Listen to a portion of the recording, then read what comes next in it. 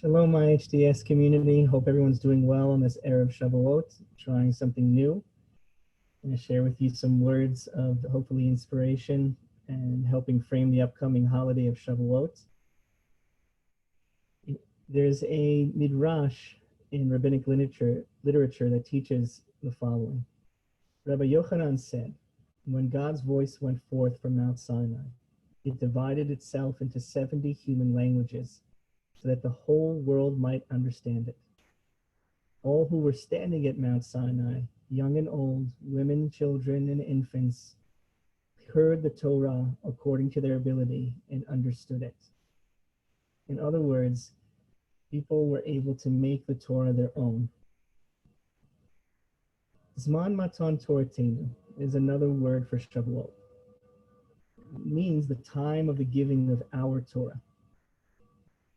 It's in just a few hours from now, and it is unique among all the holy days of the Jewish year.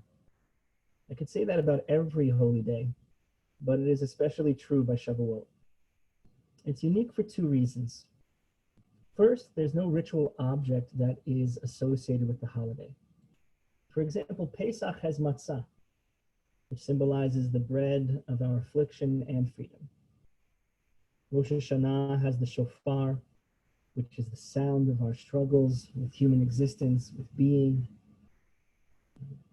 and also the sound of our redemption.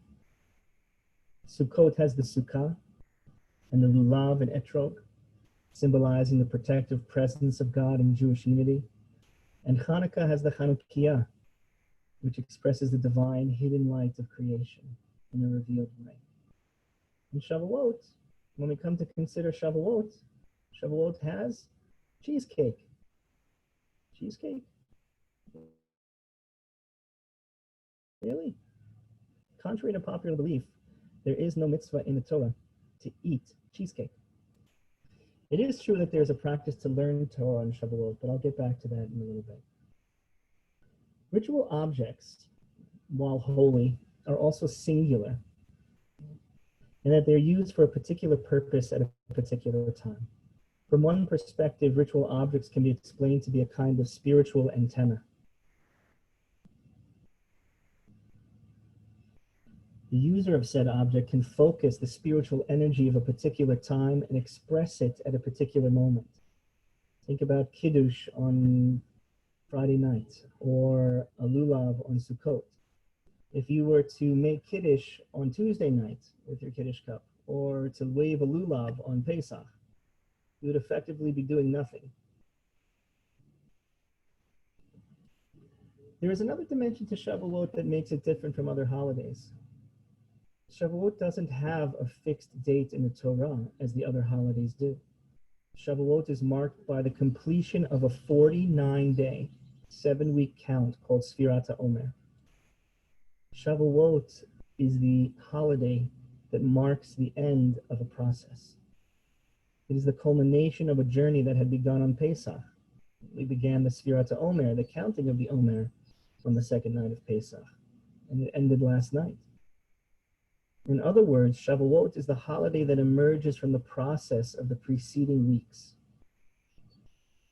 Of course, this is a concept that can apply across the Jewish calendar in regards to each of the holidays. For example, the month of Elul, which is the month preceding Rosh Hashanah, is often experienced as a month of preparation for the high holy days. But that's not explicit in the Torah. That's something that has emerged out of rabbinic tradition. By Shavuot, it's explicit. You can't have Shavuot if you haven't had the 49 preceding days.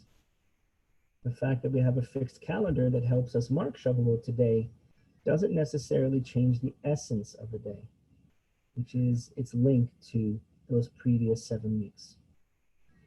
It's precisely these two differences, the lack of a particular ritual object and the absence of a fixed date in the Torah, that reveal the inner essence of the message of this special time.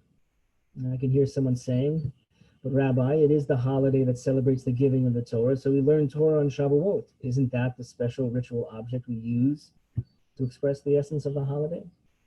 Yes, we do learn Torah on Shavuot, but Torah learning is not only for a particular place and a particular time.